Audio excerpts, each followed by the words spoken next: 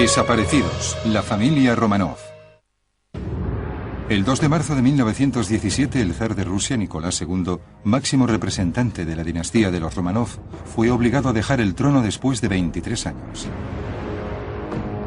El país sufría la agonía de una revolución y los nuevos gobernantes querían deshacerse de él. 5 meses después, el zar y su familia fueron exiliados a Siberia. Un año más tarde, los trasladaron nuevamente, esta vez a 300 kilómetros, al oeste del país, a Ekaterimburgo, una pequeña ciudad en las estribaciones de los Urales. Mientras, Vladimir Lenin, jefe de los bolcheviques, consolidaba su poder en Rusia.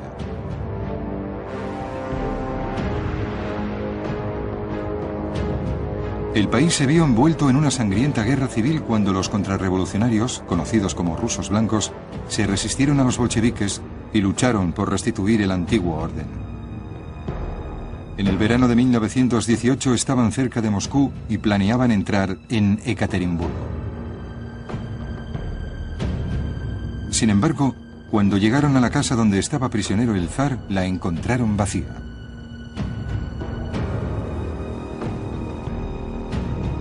Nicolás II, su esposa, sus 4 hijas y Alexei, el heredero, príncipe de la corona, habían desaparecido sin dejar rastro. Nicolás Romanov nació en San Petersburgo el 18 de mayo de 1868. Creció entre grandes lujos, mientras que la mayor parte del país vivía en la pobreza. Sucedió a su padre, el zar Alejandro III, en 1894, y en noviembre contrajo matrimonio con la princesa Alexandra de Hesse, de ascendencia alemana, una de las numerosas nietas de la reina Victoria. 2 años después, en 1896, a los 28 años, Nicolás fue coronado. Era el 18º Romanov, que desde 1613 se sentaban en el trono ruso. El zar gobernaba a más de 130 millones de personas y un imperio que se extendía desde Europa al Pacífico, incluyendo Polonia, Finlandia, los estados bálticos y gran parte de Asia Central. Contaba con el apoyo de la Iglesia Ortodoxa rusa y unos cuantos aristócratas propietarios de tierras que controlaban gran parte de la riqueza del país. Aunque la servidumbre había sido abolida en 1861, la mayoría de campesinos rusos todavía sufrían grandes privaciones y luchaban por vivir de la tierra. A principios del siglo XX, la población rural rusa crecía tan rápidamente que se iban a los pueblos y ciudades en busca de trabajo. Pero había poco trabajo y muchos estaban en peor situación que antes. Empezó a crecer el resentimiento hacia el régimen autocrático del zar. En febrero de 1904, para apaciguar el creciente descontento, el zar se embarcó en una guerra con Japón y ambos países lucharon por conquistar territorios en China y Corea.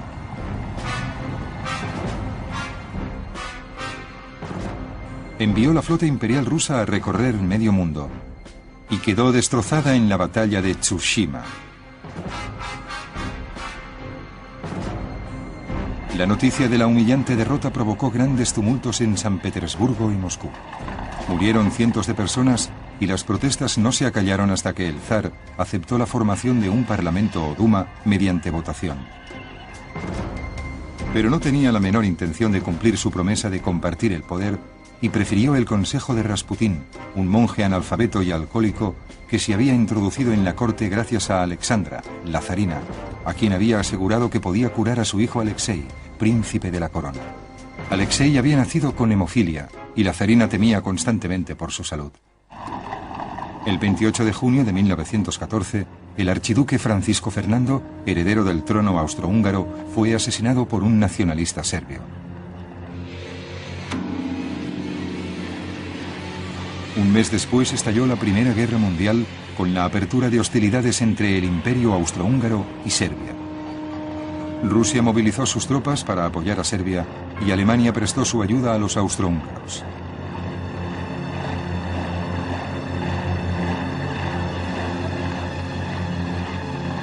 Desde el principio fue un desastre para Rusia. A finales de 1916, después de una serie de devastadoras derrotas infligidas por las poderosas fuerzas alemanas, el ejército ruso estaba al borde del colapso. El zar estaba consternado y decidió viajar al frente y asumir personalmente el control de las tropas como jefe máximo. Pero sin adiestramiento militar adecuado, resultó ser aún menos competente que sus generales y la situación empeoró.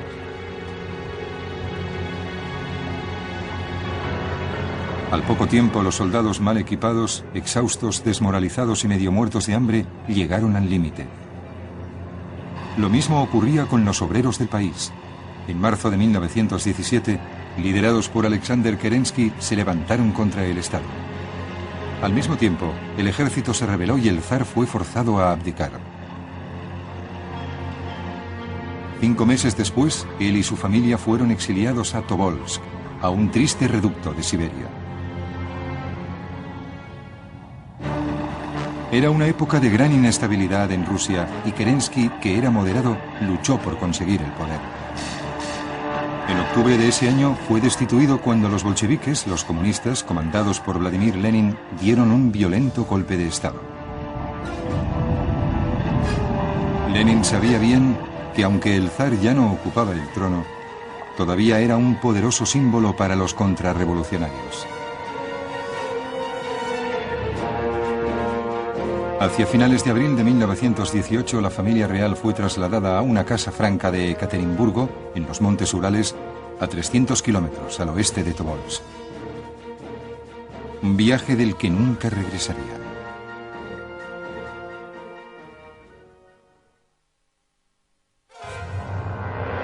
En diciembre de 1917, el nuevo gobierno ruso, liderado por Vladimir Lenin, firmó un tratado de paz con Alemania y se retiró de la Primera Guerra Mundial. A partir de entonces, pudo apretar su garra de hierro sobre el pueblo ruso. En la primavera de 1918, Rusia se vio envuelta en una sangrienta guerra civil entre los bolcheviques o comunistas, liderados por Lenin, y los rusos blancos, que recibían apoyo de Norteamérica, Gran Bretaña, Francia y Japón. En abril, el zar Nicolás II y su familia fueron trasladados de Tobolsk a Ekaterimburgo.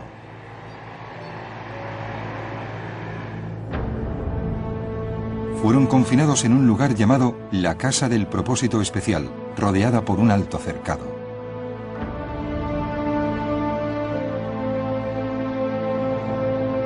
Aunque el zar, su familia y sus asistentes personales, incluyendo el médico, el doctor Evgeny Botkin, eran prisioneros, se les permitía moverse libremente dentro de los terrenos de la casa. Parecía que el zar casi disfrutaba de su nueva existencia. Pasaba el tiempo con su familia, trabajaba en el jardín, paseaba y se refería a sí mismo como Nicolás Romanov, simplemente.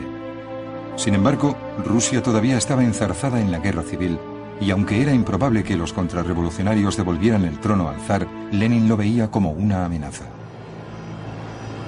Sabía que debía actuar rápidamente. Los rusos blancos se acercaban a Moscú. Si conseguían tomar la ciudad, no tardarían mucho en entrar en Ekaterimburgo y liberar a la familia real. Lenin y sus partidarios pensaron en juzgar públicamente al zar, pero la idea fue desestimada enseguida. Luego, reflexionando sobre el futuro, empezó a tomar forma una solución oscura y terrible. El 4 de julio de 1918, otra persona se ocupó de la custodia del zar. Era Yakov Yurovsky, miembro de la policía secreta bolchevique. 8 días después, Filip Golochekin, jefe de los bolcheviques de los Urales, fue llamado a Moscú. Le informaron de su misión. El zar y su familia debían ser eliminados. Pasaron 4 días. El 16 de julio empezó como otro día más para el zar y su familia. Se levantaron a las 9 como de costumbre y se reunieron para las oraciones de la mañana. El resto del día pasó con normalidad. Sin embargo, aquella noche, después de que se acostaran, llegó un camión que se apostó en el exterior de la casa y entraron silenciosamente 12 hombres encapuchados. Alrededor de las 10:30 de la noche, Yurovsky despertó a la familia real y a sus criados y les dijo que bajaran al sótano. Dijo que los rusos blancos estaban a punto de atacar y que debían refugiarse por su propia seguridad. Ninguno de ellos tenía idea de qué estaba ocurriendo y esperaron nerviosamente en una habitación vacía. Yurovsky entró bruscamente flanqueado por los hombres que habían entrado en la casa.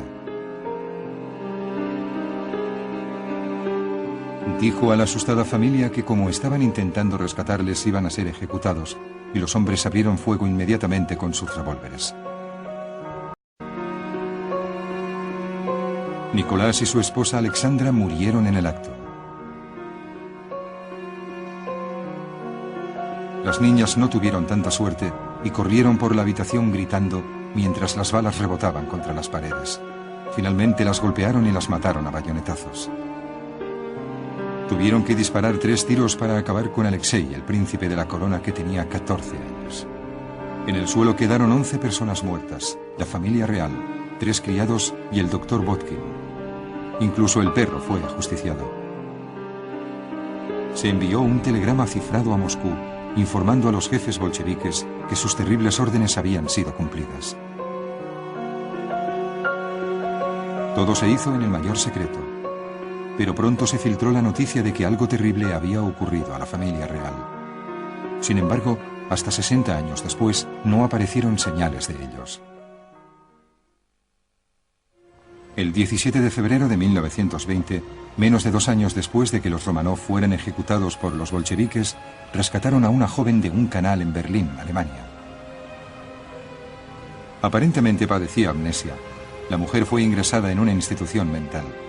Durante su estancia allí, una paciente se apercibió de su extraordinario parecido con la gran duquesa Tatiana, la segunda de las 4 hijas del último zar. 2 años después salió de la institución. Adoptó el nombre de Anna Anderson, pero insistía en que era Anastasia, la hija menor del zar. Aunque por entonces ya se sabía que el zar y su familia directa habían sido asesinados, no se habían encontrado sus cuerpos. La misteriosa mujer dijo que con la ayuda de uno de los ejecutores había conseguido escapar de la casa de Ekaterimburgo y se dirigió a la Selva Negra, Alemania. Pero los parientes de los Romanov no estaban convencidos y la rechazaron y la acusaron de impostora, afirmando que en realidad era una obrera polaca. Pero algunos creyeron en su historia e interpusieron una demanda judicial en Alemania para demostrarlo. El caso se alargó hasta 1970 y los jueces dictaminaron finalmente que no era Anastasia. Por entonces Anna Anderson se había trasladado a Estados Unidos y se había casado con un adinerado y excéntrico genealogista, Jack Manahan, uno de sus más fervientes partidarios. Mientras tanto, la casa donde el zar y su familia habían sido asesinados se convertía en lugar de peregrinación para los rusos monárquicos. Esto alarmó al gobierno dirigido por Leónidas Brezhnev y en septiembre de 1977 ordenó derribar el edificio. El derribo fue llevado a cabo bajo los auspicios del jefe del Partido Comunista local, Boris Yeltsin, que fue presidente de Rusia 13 años después. Todo lo que señalaba el lugar de la masacre era una sencilla cruz de madera. No se habían encontrado los restos de los cuerpos del zar y su familia, pero todavía había personas decididas a resolver el misterio de una vez por todas. En mayo de 1979, el escritor y cineasta ruso, Geli Rayabov, y el geólogo e historiador Alexander Avdonin hicieron un trascendental descubrimiento en los bosques cercanos a Ekaterimburgo. Como explicó Rayabov, encontraron lo que creyeron podía ser la tumba de los Romanov, pero como el gobierno había tratado de mantener en secreto la ejecución, no hablaron del hallazgo. Allí estaba toda la familia. Había agujeros de bala en los cráneos y botes rotos de ácido sulfúrico con el que habían intentado destruir los cuerpos. Estoy totalmente convencido de que es su tumba, no tengo ninguna duda. Avdonin recordó la profunda emoción que sintieron cuando se dieron cuenta de la importancia de su descubrimiento. Cuando empezamos a cavar, rogamos a Dios que no encontrásemos nada. Era espantoso, pero los encontramos. La tensión emocional que sentíamos era enorme. Íbamos de un lado a otro gritando, "Les hemos encontrado". Después estuve 2 meses enfermo. Temerosos de la reacción oficial, Avdonin y Rayabov no hablaron a nadie de su hallazgo durante 10 años. Pero luego el informe de Yakov Yurovsky, jefe del equipo de ejecución, salió de los archivos del gobierno. Yurovsky había escrito que después de matarlos a todos en el sótano, habían tirado los cuerpos al pozo de una mina abandonada a pocos kilómetros al norte de Ekaterimburgo. Sin embargo, 2 días después recuperaron los cadáveres y los llevaron a un bosque cercano.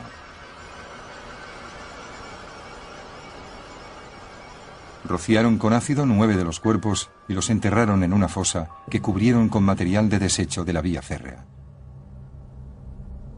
Dejaron aparte los cuerpos de Anastasia y Alexei e intentaron deshacerse de ellos incinerándolos.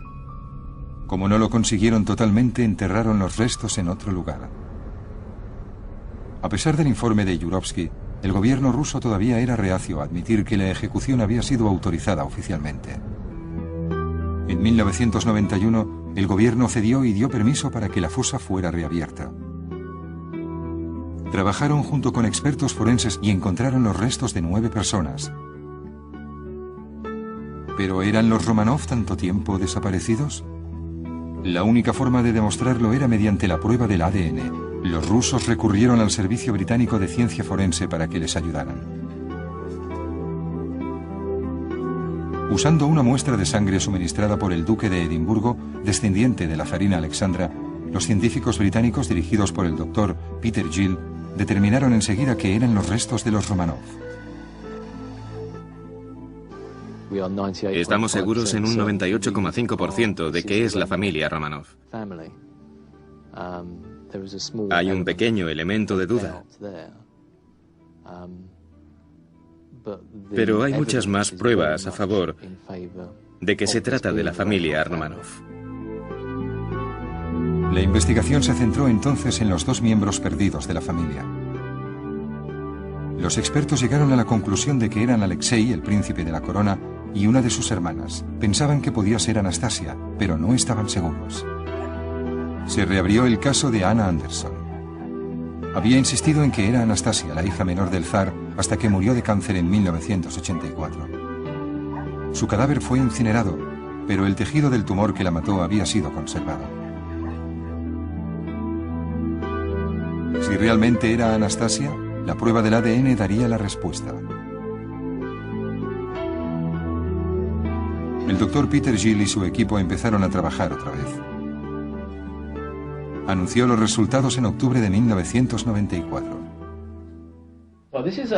Este es el árbol genealógico de la familia. Este es el zar, esta la zarina y sus 5 hijos. Aquí seguimos el linaje materno. La hermana de la zarina Alexandra, la princesa Victoria de Hesse, tuvo una hija, Alicia de Battenberg, que tuvo un hijo, el príncipe Felipe, duque de Edimburgo. Estas líneas de aquí muestran las diferencias cruciales entre la semejanza de las 2 muestras. Otra vez tenemos aquí al duque de Edimburgo, sobrino nieto de la zarina, pero comparadas con la muestra de Anna Anderson, hay 6 puntos diferentes, 6 letras diferentes en esta larga relación. Definitivamente, las muestras procedentes de Anna Anderson no tienen relación con ningún pariente materno de la zarina, ni con su Alteza Real, el príncipe Felipe. Por consiguiente, se determinó concluyentemente que Anna Anderson no era Anastasia.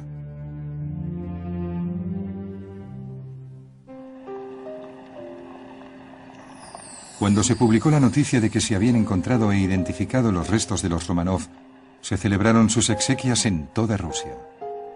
Las autoridades no hicieron nada por evitar esa demostración de devoción al régimen zarista abolido en 1917. No les pareció importante. Se tardó 80 años en saber la verdad sobre el asesinato y la desaparición de la familia real rusa, aunque los restos de Anastasia y Alexei no han sido hallados. El príncipe Rostislav Romanov, resobrino del zar, expresó sus sentimientos.